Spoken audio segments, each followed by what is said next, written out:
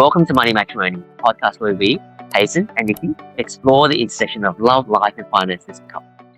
So, Nikki, 2 years ago, I pitched this idea of doing a podcast together, talking about money and relationships, and it's been more than 2 years now.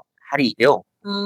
It feels like it hasn't been 2 years. It feels like time has flown quickly, but yeah, it doesn't feel like 2 years. I guess I'm surprised that we persevered through 2 years.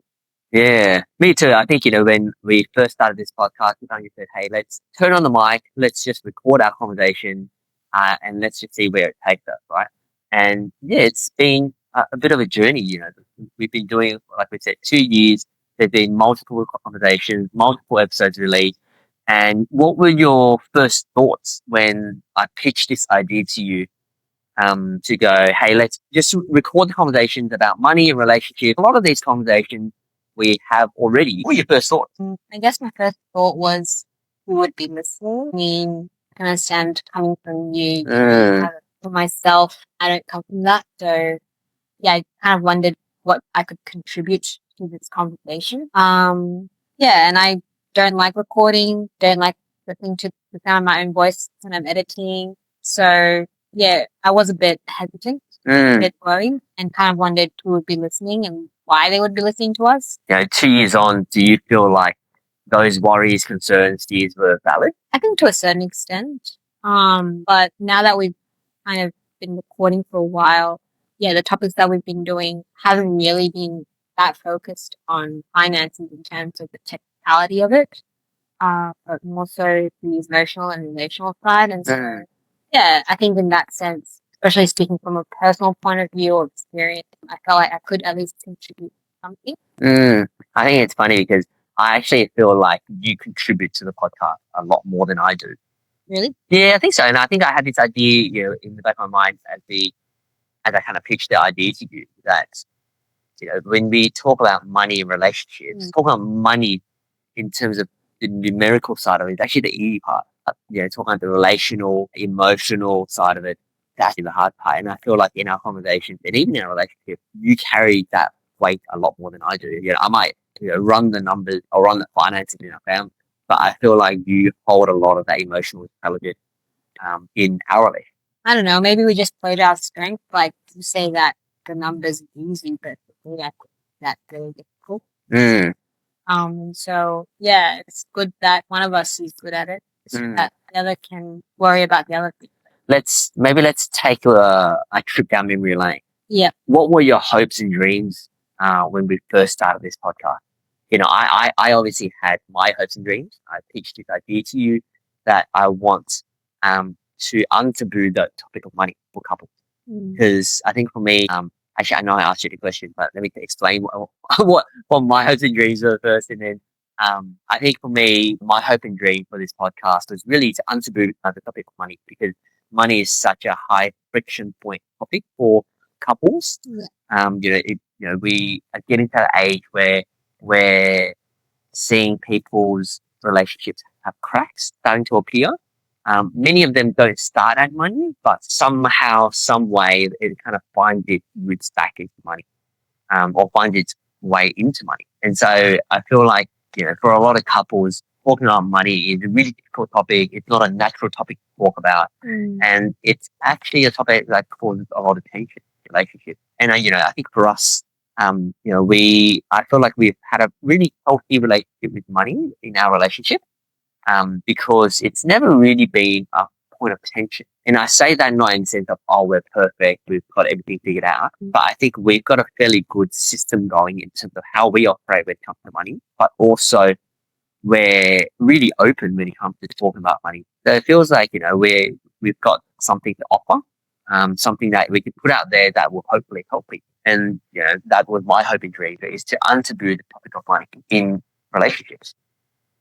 I think for me, I was on the impression that I wasn't going to be part of it. I was thinking, when we were talking about it initially, I was thinking of it just coming from you and the space in terms of not necessarily advising, but assisting or helping people understand about finances and how to navigate that.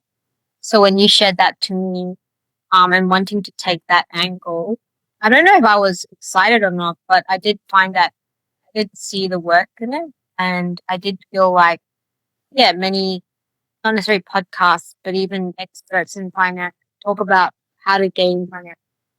Offer those types of advice to people to help them with that, but not necessarily navigating that together as a married couple. And so I felt like there was something there. That's why, even though I was scared initially and a bit hesitant, I did see the worth in that. Now that we're 30 odd episodes in, what are some of the lessons that you feel like we've learned? I'm definitely was surprised at how much we could actually talk about different topics. And we've always said that we are pretty open and transparent with how we talk about money. We've kind of developed habits in sharing what we've bought. Not necessarily to keep tabs, but just because it's just become a habit. And so, I felt like as we've been talking more, just learning some of our different views has been quite nice to be able to talk about these things we agree or are not necessarily aligned, but talk about it in a civil manner and not in a heated situation. I mean, I don't think we've ever had really strong conversations about money where it's like turned into huge conflicts. I think we've definitely learned a lot more about each other through this podcast and probably dealt with different topics that we wouldn't touch on as much. What's an example of it? I think when we went through like, is it worth it? That episode where we pick and choose options, and there were some that we kind of guessed each other's answers and we got each other wrong. And we kind of knew that, you were always going to be the more of a risk taker than I am, whereas I'm more risk averse. But it was just surprising, like some of the decisions or options that we chose, that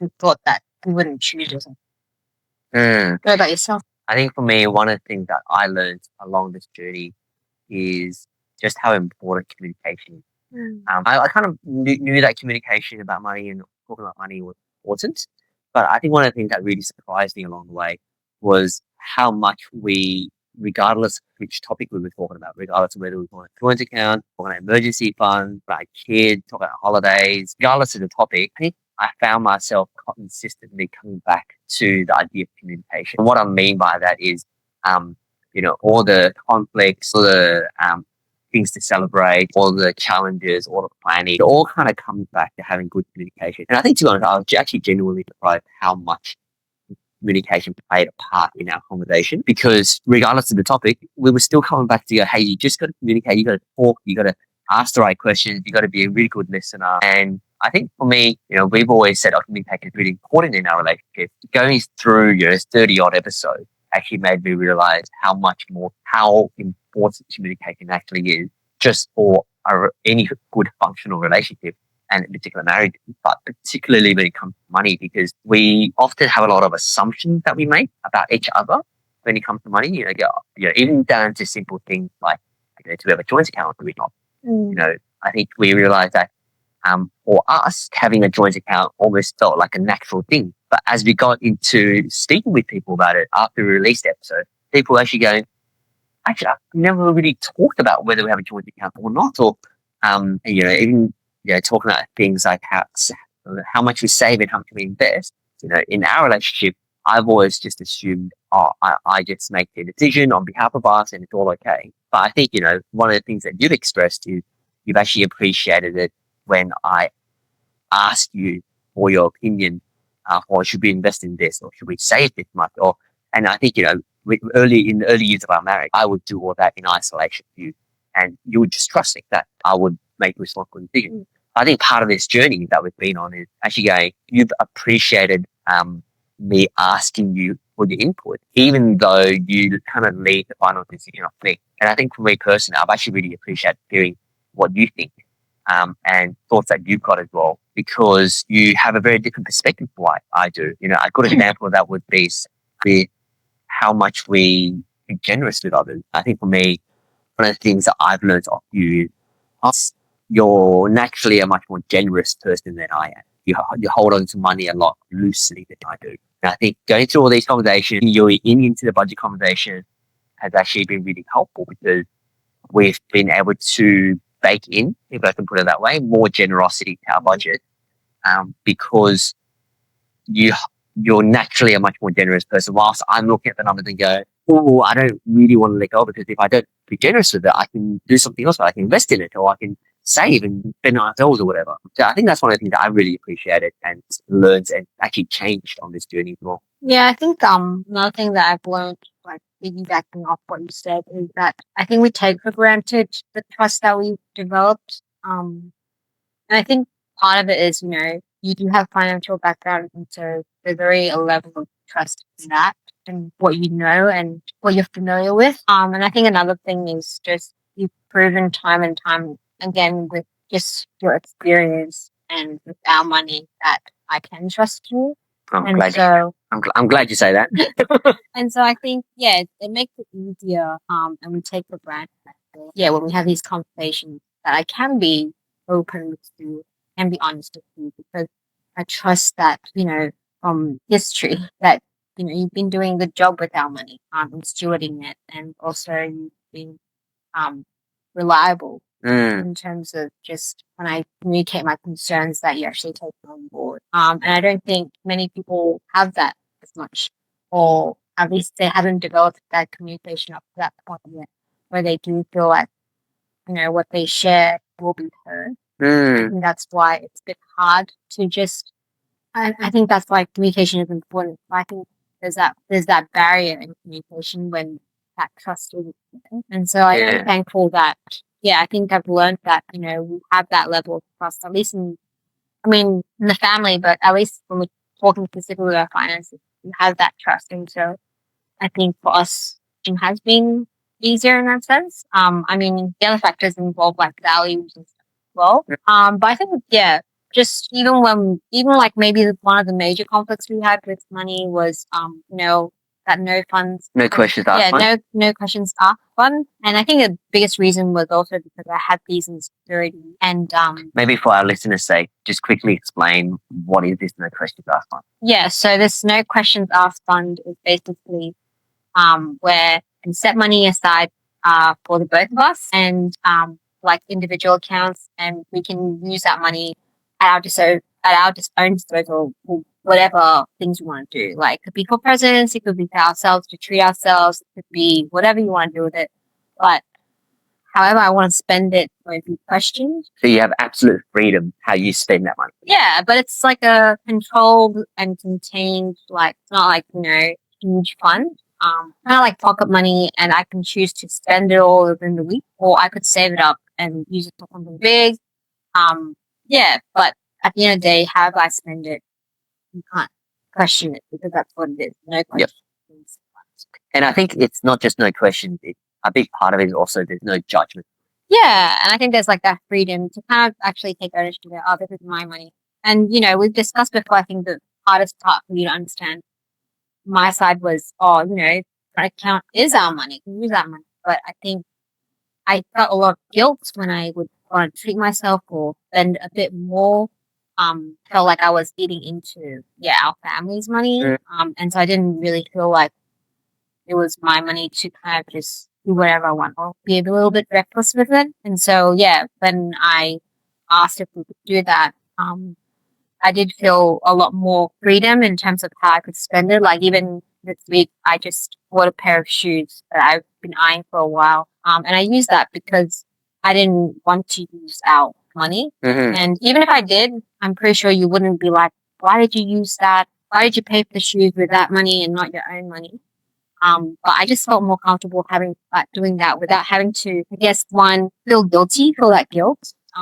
Two, I felt like, this is the money that I feel comfortable using. And I guess three, I could just pay for it and not have to be like, I feel like I have to be like, oh, this is what I spent on. And I don't think we would complain or be like, why did you say anything if I used our family money? But that's just how I felt. And so emotionally, I just felt a lot more comfortable with that, no questions asked. Yeah, I think it's interesting you bring that up, because I feel like that's probably one of the biggest changes that we've implemented on this journey, because of conversations that we had on air. So sometimes we'd probably cut it out of the final audio, but we'd have pretty heated discussion mid-recording episode, particularly about this topic, because I didn't really understand why it was such a thing for you, because I've always said the money that we have in the joint account is ours for us to use in our family, both individually and also as a family as well. And so I didn't really understand why it was so important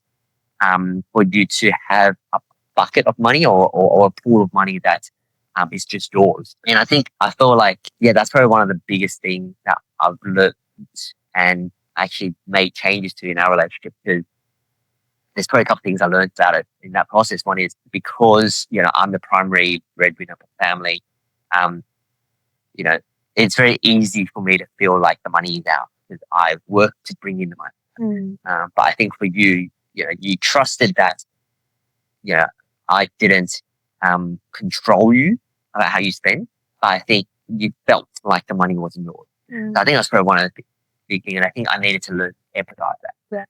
And I think the second thing is the liberty and agency of having your own pool of money. I guess, I didn't really understand that either. The money is in our joint account, neither just mine, it's neither just yours. Why is it such a big deal? I think reflecting back on it, one of the things I've learned is, by you having that sense, by you having your own account, gave you the agency or it gave you the control, which you don't necessarily feel like you have because, you're a full-time mom, you're always looking after kids. And yeah, I think learning that and appreciating that has been really helpful. And I feel like it's probably been the biggest thing that we've changed over the past 2 years in terms of our own way in which we operate. Yeah, and I think, if people have been listening to us in past episodes, we talk about it and we talk about considering doing this. So you kind of walked us along with us on this journey of actually, facing this tension, discussing it, going over it, considering whether this is an option to actually creating one now actually implement. We spoke a lot about us, but one of the biggest encouragement that we get from doing this podcast isn't necessarily the changes that we've implemented in our relationship, but it's actually the stories that you guys, the listeners, share with us. Reflecting back on the past 2 years, and what are some of the conversations that you feel like you've had with people who's listened to our episode and gave us feedback or shared stories with us? What are some of the most memorable stories or most touching stories for you? Whenever I come across the stories, I do find myself quite surprised. I mean, I don't know why. I think, our intention is to, try and break the taboo of like my conversations within couple.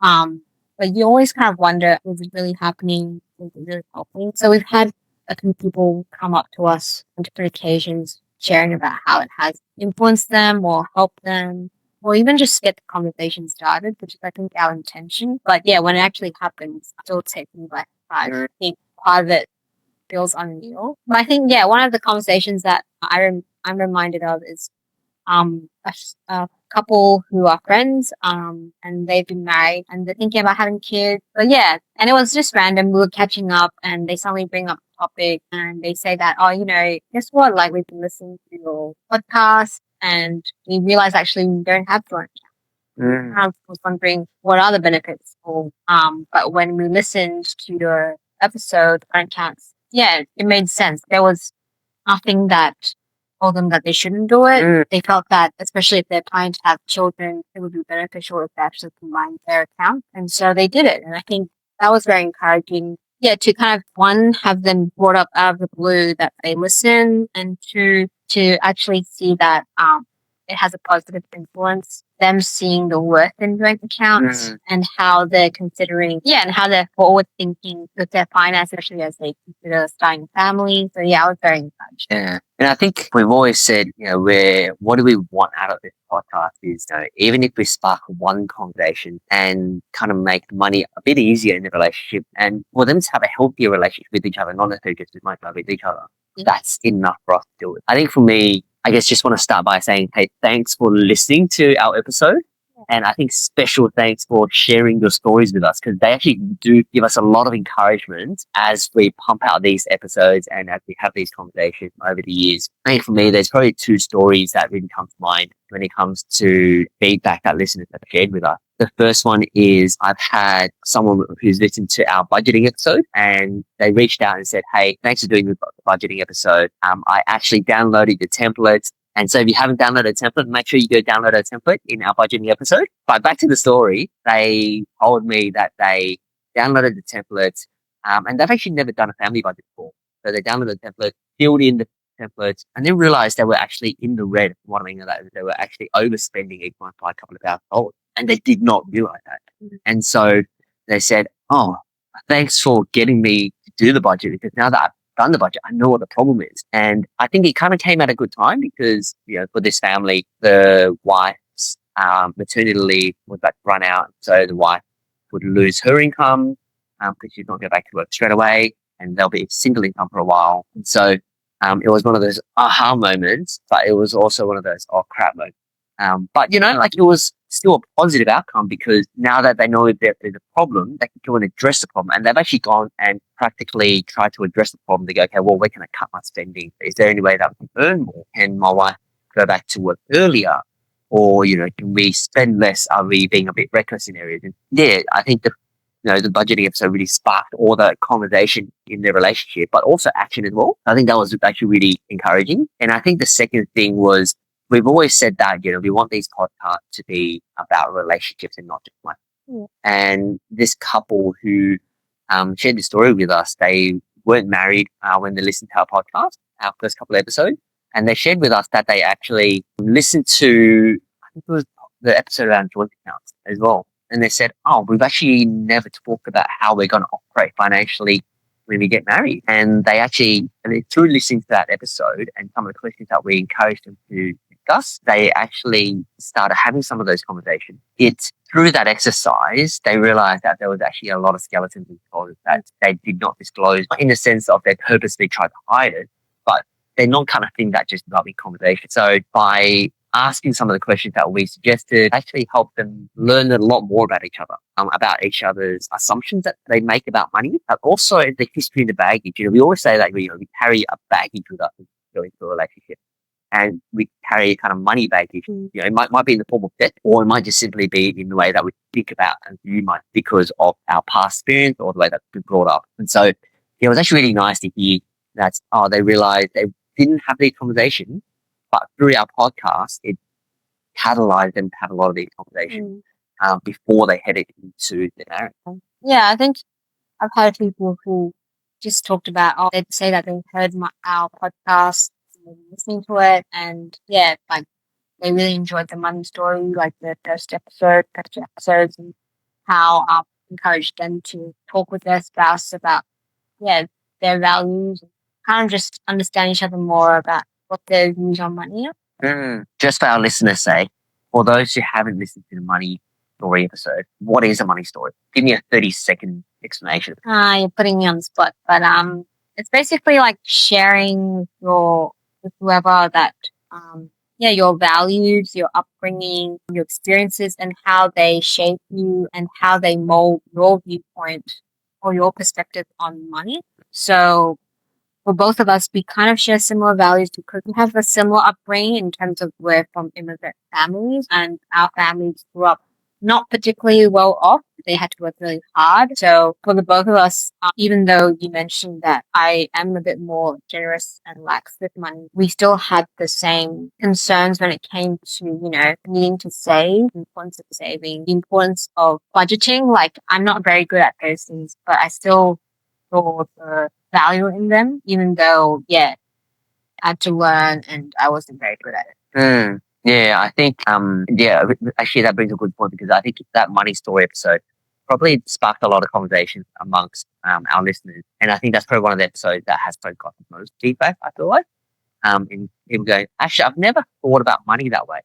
I've never thought about looking at money together that way, because, often when we think about money, one of the things that people always say is, budgeting, the first thing that kind of comes to mind. But if you've listened to us long enough, budgeting, yes, it's absolutely important. but it's actually only half the equation because the way that we think about money, the way that we view money, the way that we use money, the way that we save money, invest money, actually has this money story behind it that we may or may not know about each other. And so, yeah, I feel like that's probably one of the episodes that I feel like has very sparked the most conversation for people because it's one of those that probably new and it's that people haven't thought of it that way. Yeah. So I think feedback on our listeners has actually really good on that episode. I think. Yeah, I think one of the other surprising things when it came to listener feedback, this isn't a story necessarily from listeners directly, but can you have a guess what is our most popular episode? I feel like you've mentioned it before. Maybe it's like I think it was the emergency funds one. Yeah, and I think you're right. So it is our emergency fund episode. I think I was really surprised by it because it's one of the episodes that we kind of released quite early on. But in the last, I think, month, we've had 80% of our download is actually from that episode. I suppose, there's a couple of ways to read into this. It's a sign of the times, I suppose, because, it's tough times. People probably are either tapping into emergency fund because they've lost their job or they've lost the main source of income or, they might be feeling the pinch, the rising cost of living and, that's when they start to, I have an emergency fund to tap into. And even if they're not feeling the pinch, they're probably thinking, oh, maybe I do need to set up an emergency fund for that day when I do it. Yeah, and I think it's actually been really encouraging seeing that stack because it feels like what we're putting out there into the world is valuable, but also making a real difference.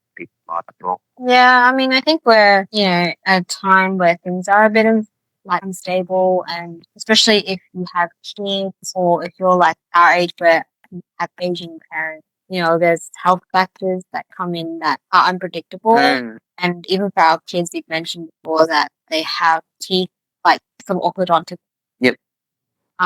things that we have to deal with that we didn't really factor in. So yeah, I think an emergency fund is definitely important, regardless of those factors. But I think even more so, especially if you're dealing with aging parents, you're dealing with kids that might have some health or other things that you need to factor in, or even for ourselves, our own health. So as we wrap up this segment, thank you for listening. Please do continue to listen to our podcast and also watch this episode as we're doing something new. But Nikki, we've done a lot of reflecting, looking backwards in the last 2 years. Now looking ahead now, what do you feel like the next season of Money Matrimony can look like?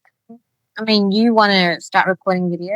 We are. I'm not necessarily saying that I want to keep following. I think sometimes we do post things on our Instagram, we post things on LinkedIn, where we do ask for people's opinions and suggestions on topics, but also like their thoughts on, certain episodes that we've talked about and how they would do things differently, or if they have any suggestions that they would do or what they do that works for them that they can suggest to other people. And it would be really nice to be able to share those kind of advice or methods or things that you do that has worked for you and that you can kind of impart wisdom with and share with each other. And so I think that's something that I would like to see happen. Yep. Yeah, I love that community side because I think, for a lot of the interaction that we've had, it's really been a one-way interaction, right? Yeah. But I think I really agree with that. I'd love to see more of a community built around this idea that we want to be responsible with money. We want to have a healthy relationship with money, but we actually want to have a healthy relationship with our partners. And, we know a lot of our listeners care about that. I think I'd love to actually build a community around where we can be supporting each other, but to also share tips and tricks with each other. Yeah, and I think I'm not that keen with like face-to-face things that you suggested in the past, like potentially workshops or things that we can do with people, churches or whatever, that we can workshop together to kind of help them even, start these conversations or build on a communication, maybe related to the Bible and how we should be stewarding money, how we should be related to each other, money and things like that. And so I'm not keen on the face-to-face, but I do see the work in that. And so if it does happen, that would be good. Yeah, I think for me, there's probably two things that I feel like is in this next season of Money Matrimony. I think first one is people have told us, the content that you create or that we create through the podcast is really useful. So I think for me, one of the things that I want to do is make better use of the content that we've created. Distribute in different forms. We're trying videos out as we are right now, but to really distribute in different forms, different channels, so it can actually reach more people. Because I think doing the podcast for the past 2 years has actually validated, I guess, our hypothesis that the world needs something like this. So I think that's probably one. The second thing that I feel like is in this next season of Money Matrimony, we've spent a lot of the conversations that we've had in the past 2 years talking about the relational side of money. And I think one of the things that you've always asked me to do more of is to talk about the practical side of money, which I think, they both need to come hand in hand. But I feel like in this next season, I'd love to find a way to share more honestly about the inner workings of how we operate. Not to say that it is the only way to operate or the correct way to operate, but to share more honestly about how we operate in a technical sense, around how we manage our budget and how much we spend as a family of 5 on a single income. And really helping people get that perspective, because it shed a lot about the how to go about thinking about it, talking about it, and that part around practicality is kind of where the rubber hits the road. I think I feel like in this next season, I'd love to share more of that with our listeners. I can take that back. No, not necessarily. I think you still got to ask the right question. And I think that's actually really exciting for me in the next season, because I feel like having the past 2 years validate what we feel like is valuable gives me the confidence to step into the next season to really be able to talk practically about what that actually means. But I think what you said about the community part is probably the most exciting part for me. I'd love to be able to build a community of people where we can be supportive of each other, can be challenging each other to be better. I think one of my gripes with a lot of these money podcasts is just teaches you how to be rich.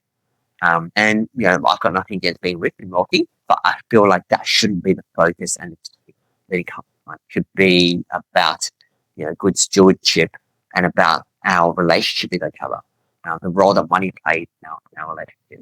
And I feel like that's more important. Getting rich is for some people, some may and some may not, but it's really a byproduct of good stewardship and healthy relationship with money. So this next season is quite exciting. You'll probably see us talking about new and different topics, and hopefully you'll also see more of us in different forms as well, not just on Instagram, not just listening to our voice. For those who've just been listening to us, this is what we actually look like as well. And so, I think, doing this video is actually a really exciting part of that next season as well. You look very excited and very nervous as well. Yes, I find it awkward. Hopefully, after the editing, this video won't be as awkward as it feels right now. So as we wrap up this episode, thank you for listening, and thank you for joining our conversations. And thank you for trusting us with such a personal topic of money and relationships. Thank you for tuning in. We'd love for you to be a part of the Money Matrimony community by connecting with us on our social. Follow us on @the.moneymatrimony and like our Facebook page to stay up to date. And if you know a friend or family who would benefit from listening to this episode, which we think is everyone in your network, please do share with them, because it helps us more than you can imagine.